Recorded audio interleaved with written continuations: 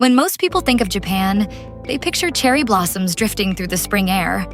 They think of bullet trains, ancient temples, neon-lit cities, a country famous for precision, tradition, and order. But hidden beyond the tourist routes, deep in forests, mountains, and remote valleys, there is another Japan. A Japan filled with questions. Questions that archaeologists still debate.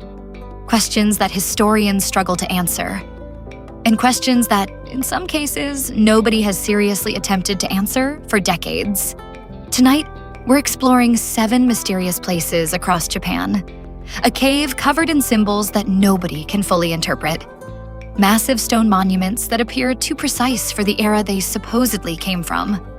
A giant tomb, larger than the Great Pyramid, that remains off-limits to scientists. And an underwater structure that may be one of the oldest monuments on Earth. These places aren't myths. They exist. You can find them on maps. Many have been studied. Some are protected. And yet each one contains a detail that doesn't quite fit the official story. Let's begin with a place most visitors to Japan have never heard of. A small cave near the sea. A cave that may contain one of the strangest collections of symbols in East Asia. Number 7. The Temiya Cave Symbols. On the western coast of Hokkaido, not far from the city of Otaru, a limestone cave sits quietly above the shoreline. At first glance, there is nothing remarkable about it. The entrance is modest. The surrounding forest is dense. Most tourists drive past without realizing it exists. But step inside, and the atmosphere changes immediately. The sound of the ocean fades. The temperature drops. Water drips slowly from the ceiling. And then, illuminated by a flashlight, strange markings begin to appear on the stone walls. Not animal paintings, not hunting scenes, not the kinds of images usually associated with prehistoric cave art. Instead, visitors find rows of symbols, geometric shapes, repeated patterns, lines arranged with an almost deliberate structure. The markings were first documented in the late 19th century after local explorers reported unusual carvings inside the cave. From the beginning, researchers struggled to classify them. The symbols didn't look like typical Japanese rock art, nor did they closely resemble known writing systems. They existed in an uncomfortable category between decoration and communication. And that uncertainty remains today. Imagine standing inside the cave. Your flashlight sweeps across the wall. One symbol appears, then another, then an entire sequence. Some seem organized into rows. Others repeat certain shapes again and again. The more you look, the less random they appear. That observation puzzled early researchers. Several scholars who examined the site during the 20th century described the markings as systematic rather than artistic. Some even noted similarities to symbols discovered in parts of northern Asia, thousands of kilometers away. Nothing conclusive was ever proven. But the comparison was intriguing. And then, strangely, the discussion faded. One of the most unusual details has nothing to do with the symbols themselves. It's where some of them are located. Several carvings appear high on the cave walls, in places that would have been difficult to reach without ladders, scaffolding, or ropes. That raises an obvious question. Why carve symbols where almost nobody could see them? If the purpose was communication, why place them out of sight? And if the purpose was ceremonial, why invest so much effort reaching those locations? No one knows. Today, the cave receives little attention compared to Japan's more famous archaeological sites. Academic publications are relatively rare. New investigations are uncommon. The cave remains. The symbols remain. And the questions remain. Perhaps the most fascinating mystery isn't what the symbols mean. It's why so few people seem interested in finding out. And that brings us to our next location. Because several hundred miles to the south, scattered across quiet farmland, lie enormous stones that present a completely different puzzle. Not a mystery of symbols, a mystery of engineering. Number 6, the Asuka Megaliths. Travel through the Asuka region of Nara Prefecture today, and you'll find a peaceful countryside, Rice fields stretch across the landscape. Cyclists move along narrow roads. Small villages sit between gentle hills. It feels like the kind of place where very little changes. Then suddenly, something appears that seems completely out of place. A massive block of stone, then another, and another. Scattered throughout the region are giant granite monuments unlike anything else in Japan. Some weigh dozens of tons. Others weigh far more. Many possess unusually smooth surfaces, sharp angles, perfectly straight edges, and a level of precision that continues to attract attention from researchers. These are known collectively as the Asuka Megaliths, and nobody can fully explain them. Imagine turning off a country road and walking toward one of these stones. At first, it looks like a natural boulder. Then sunlight hits its surface. Instead of rough granite, you see smooth planes reflecting light, edges that seem intentionally shaped, corners that appear almost geometric. It feels less like a natural rock formation and more like an unfinished machine. One of the most famous examples is a stone known as kameshi, or the turtle stone. Its shape vaguely resembles the head of a turtle emerging from the ground, but its appearance is not what makes it remarkable. Researchers notice something far more puzzling. The lower surface appears to have been worked with the same care as the upper surface, which suggests the stone was shaped before being placed in its current position. If that's true, another question immediately follows. Who moved it, and how? The traditional explanation places many of these monuments within Japan's Kofun period, roughly between the 3rd and 6th centuries. During that time, stoneworking certainly existed. Large tombs were being constructed. Monuments were built. But some of the Asuka stones seem to demand a level of effort that feels disproportionate to their presumed purpose. Several researchers have pointed to marks that appear unusually regular. Some observers have argued that certain surfaces look more machined than carved. Others disagree. The debate continues. Yet everyone agrees on one point. Creating these monuments required an extraordinary amount of labor. And that labor was invested in objects whose purpose remains uncertain.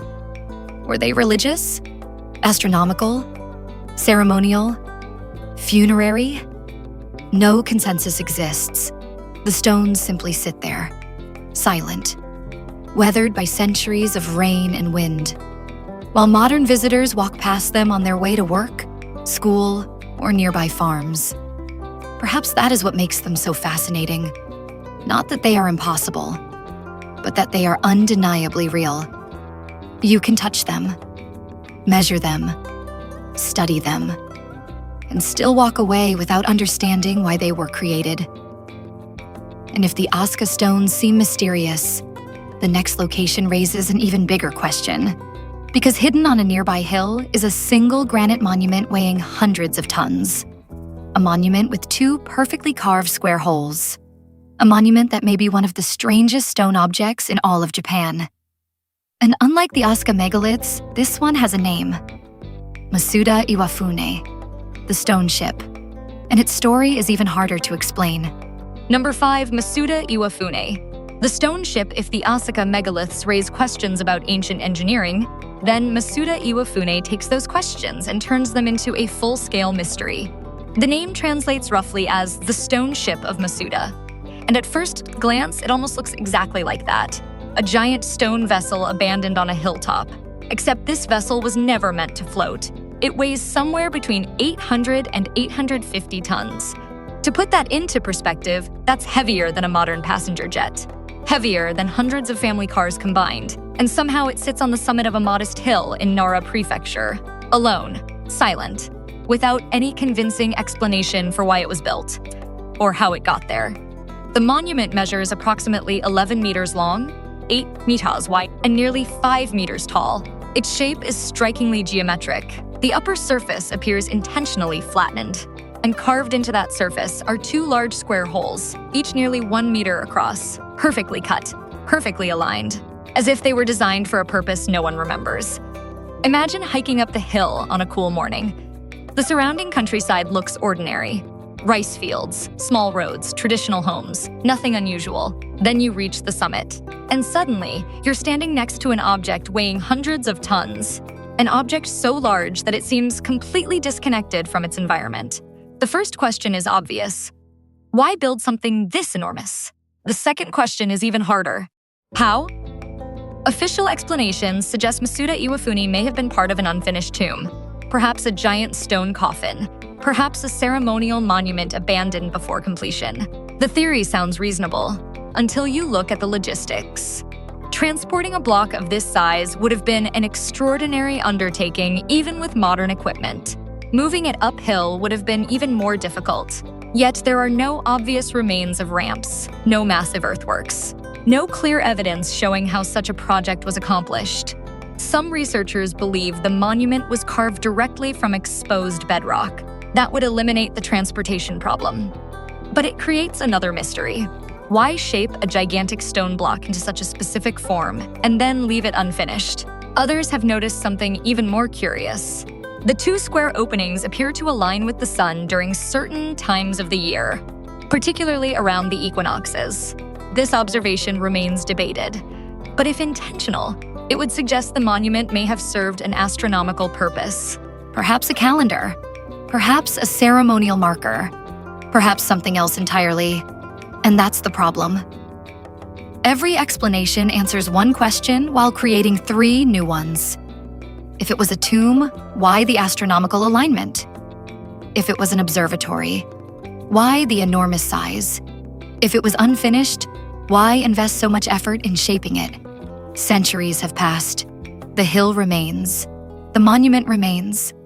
And those two square openings continue to stare silently at the sky, waiting for someone to explain why they exist. But as strange as Masuda Iwafune may be, the next mystery forces us to rethink something even larger. Not a monument, not a cave, not a stone, history itself. Because according to conventional timelines, certain technologies shouldn't have existed in Japan when they did. And yet, archaeologists keep finding evidence that they did. Number 4, the Jomon civilization. When people hear the words Stone Age, they usually imagine something simple. Small groups of hunter-gatherers, primitive tools, temporary shelters, a world still waiting for civilization to arrive. But Japan's Jomon culture doesn't fit comfortably into that picture. In fact, the deeper archaeologists investigate the Jomon period, the stranger it becomes. The story begins with pottery. At first, that may not sound impressive. After all, pottery is common. Every ancient civilization made it. But the dates attached to Jomon pottery have shocked researchers for decades. Fragments discovered in northern Japan have been dated to roughly 16,500 years ago. Let that sink in. 16,500 years. Long before the pyramids. Long before Mesopotamia. Long before most societies traditionally associated with advanced craftsmanship. These aren't merely old artifacts. They may represent some of the oldest known pottery ever created by human beings. And pottery isn't a simple technology. It requires planning, material selection, controlled heating, experimentation. Knowledge passed from one generation to the next. This wasn't a lucky accident. It was a skill, a refined one. Yet pottery is only the beginning. The real surprise came decades later. Archaeologists working in northern Japan discovered evidence of lacquer technology dating back approximately 9,000 years. At first glance, lacquer might not sound revolutionary, but consider what it actually involves. Traditional Japanese lacquer comes from the sap of a specific tree. The sap must be collected carefully, prepared correctly, applied in multiple layers. Each layer must cure under specific environmental conditions. Too dry, and the process fails. Too wet, and the results are ruined. This isn't the kind of knowledge someone discovers in a single afternoon. It requires experience, observation, and often generations of accumulated expertise. In other words, it suggests a surprisingly sophisticated understanding of materials, thousands of years earlier than many people would expect. Think about that for a moment. 9,000 years ago. while many regions of the world were still transitioning towards settled life. Communities in Japan appear to have been producing durable lacquered objects using techniques that required remarkable precision. That doesn't mean the Jomon people built cities. It doesn't mean they possessed lost super technology. But it does challenge the assumption that technological development follows a simple straight line. The discoveries become even more intriguing at a site known as Sanai Maruyama, one of the largest Jomon settlements ever discovered. Excavations revealed large structures supported by massive wooden pillars. The spacing between these pillars appears highly consistent. Repeated measurements suggest deliberate planning rather than random construction. The builders weren't simply placing posts wherever they happened to fit. They were following a design, a system, a standard, and standards imply organization. The more archaeologists uncovered, the more difficult it became to describe the Jomon people using the old stereotype of primitive hunter-gatherers. They hunted, they gathered, but they also created, they planned, they engineered, and they maintained cultural traditions for thousands of years. An astonishing span of time, far longer than many famous civilizations lasted. What's fascinating isn't that archaeologists are hiding this information. They're not. The evidence is published. The artifacts are displayed in museums. Visitors can see them with their own eyes. The mystery is something else. It's how rarely these discoveries enter the broader public conversation. Because once you begin looking closely at the Jomon culture, a difficult question emerges. How much of early human history is still missing from the story we've been told? And that question becomes even more unsettling when we move from museums to the ocean floor. Because beneath the waters off Japan's southern islands lies a structure that has sparked one of the most controversial debates in modern archaeology. Some call it a natural rock formation. Others call it the remains of a lost civilization.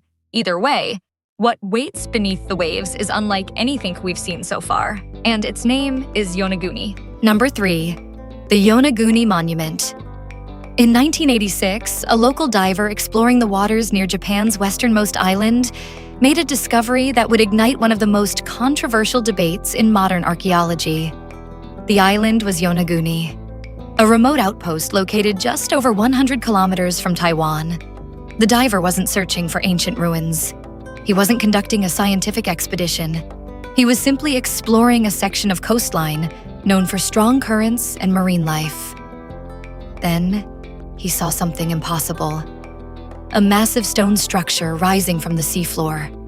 Terraces, platforms, sharp edges, long stair-like formations descending into the depths. At first glance, it looked less like geology and more like architecture. News spread quickly. Soon, divers, researchers, journalists, and photographers were arriving from around the world. The site became known as the Yonaguni Monument. And almost immediately, two opposing camps emerged. The first believed they were looking at an extraordinary natural formation. The second believed they had discovered evidence of a lost civilization. Imagine descending through clear, blue water. As sunlight fades above you, a giant stone platform begins to appear. Then another, and another. Straight lines intersect at angles that seem almost deliberate. Broad, flat surfaces resemble roads. Massive steps descend toward the ocean floor. From certain perspectives, the entire structure looks like the remains of an ancient city. The comparisons were inevitable. Atlantis, lost civilizations, forgotten kingdoms beneath the sea. But science demands evidence. And that's where the argument begins. Researchers who support the natural explanation point out that the local sandstone naturally fractures along straight plains. Under certain geological conditions, rock can break into shapes that appear surprisingly geometric. Powerful ocean currents can then remove loose material and expose those surfaces. It's a reasonable explanation. Many geologists support it, yet not everyone is convinced. Some researchers have spent years studying the monument up close. They point to features they believe are difficult to explain through natural erosion alone. Sharp corners, repeated terraces, possible carving marks, and shapes that appear almost symmetrical. One researcher became especially associated with the site. Professor Masaki Kimura conducted extensive dives and surveys over many years. After examining the monument repeatedly, he argued that at least part of the structure showed evidence of human modification.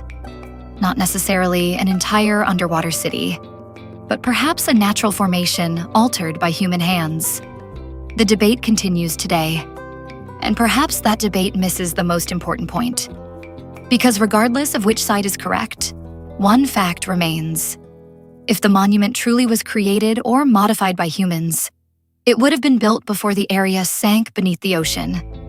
That would place its origin roughly 8,000 to 10,000 years ago, thousands of years older than many of humanity's most famous monuments. And suddenly, the implications become enormous. Not because we have proof of a lost civilization. We don't. But because the possibility forces uncomfortable questions. Questions about what existed before recorded history. Questions about what may have disappeared beneath rising seas after the last ice age. For now, the monument remains underwater. Unresolved. Unclassified. Waiting in silence beneath the waves. And if Yonaguni challenges our understanding of prehistory, the next mystery challenges something even simpler. Gravity. Number 2, Ishi-no-Hoden, the floating stone. Deep in the mountains of Hyogo Prefecture stands one of the strangest monuments in Japan. Unlike Yonaguni, it isn't hidden beneath the sea. Unlike the Temiya symbols, it isn't hidden in a cave. Anyone can visit it. Anyone can stand in front of it. And yet nobody can confidently explain it. The monument is known as Ishi-no-Hoden, a gigantic stone monolith weighing roughly 500 tons. But what makes it remarkable isn't its size. It's the way it appears to float. Imagine walking through a quiet Shinto shrine. Stone lanterns line the path.